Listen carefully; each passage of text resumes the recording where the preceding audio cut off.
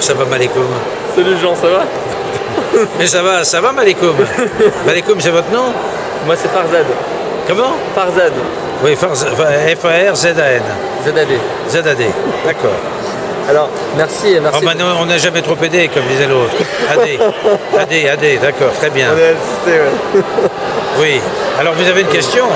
J'ai une question. Mais je peux me poser des questions, si vous voulez. Allez-y. Alors, je me pose la question. Pourquoi vous m'interviewez? Eh bien, peut-être parce que j'ai créé un club sur le rire. Sur l'humour et le rire. C'est en Loire-Atlantique qui s'appelle le CLA.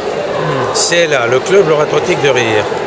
Mais je rassemble des gens qui aiment l'humour fin, et aussi ceux qui aiment le rire gras. C'est un peu... tout ça, ça se mélange, mais ça se passe très bien.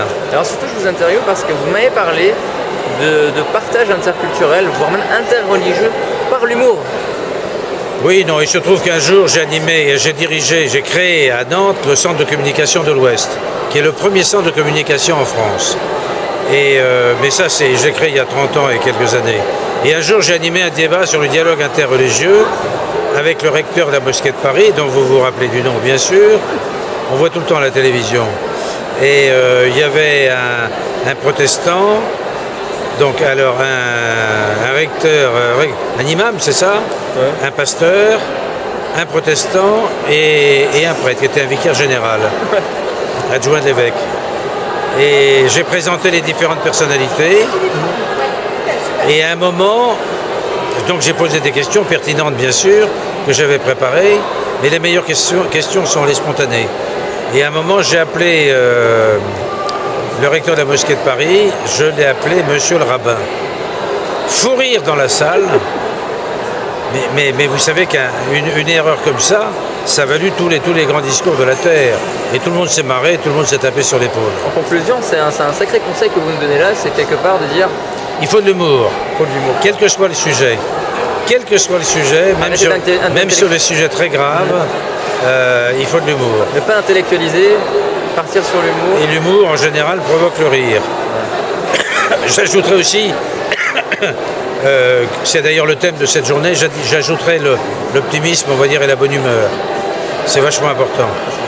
Quel que soit le travail. Moi, j'ai travaillé dans 10 structures différentes, des entreprises privées, des entreprises publiques. À de haut niveau, en plus. Oui. Et j'ai créé quelque chose. Mais l'humour pour manager aussi, c'est très, très important. Et dernière chose, vous m'avez dit... Mais pas de l'humour moqueur. Oui. C'est pas se moquer, c'est le rire, c'est pas de la moquerie. Oui. Parce que les moqueurs seront moqués, comme disait l'autre. Oui. Dernière chose, pour terminer ça, vous m'avez dit tout à l'heure, vous êtes quelqu'un qui transmet la joie de vivre, qui respire la joie de vivre. J'espère, mais c'est pas à moi de le dire. Qu'est-ce qui vous a fait dire ça? Non, mais ça se sait, dans ma famille d'abord, à l'école ensuite, j'étais très mauvais élève, mais je garde un souvenir formidable de mon établissement scolaire où j'ai passé 14 ans à Saint-Martin, à Rennes, chez des eudistes, des pères eudistes, et j'ai pas eu mon bac, j'ai fait une école de journalisme, et après mon service militaire comme reporter, j'ai choisi l'information d'entreprise. Et j'ai fait 10 entreprises au sens large différentes, et à chaque fois, m'occupant de l'information, j'ai essayé de développer l'humour, le rire, on va dire plutôt la bonne humeur, la confiance, tout ça c'est lié. Et donc vous savez repérer des gens qui ont la joie de vivre. Oui, d'ailleurs, moi, je suis pas forcément un bon... je suis peut-être meilleur metteur en scène que comédien. Vous voyez ce que je veux dire? Je préfère faire intervenir les autres. Il faut donc faire le travail par les autres. Ça donne beaucoup moins de travail. Merci pour ce conseil, Jean. Merci. À bientôt.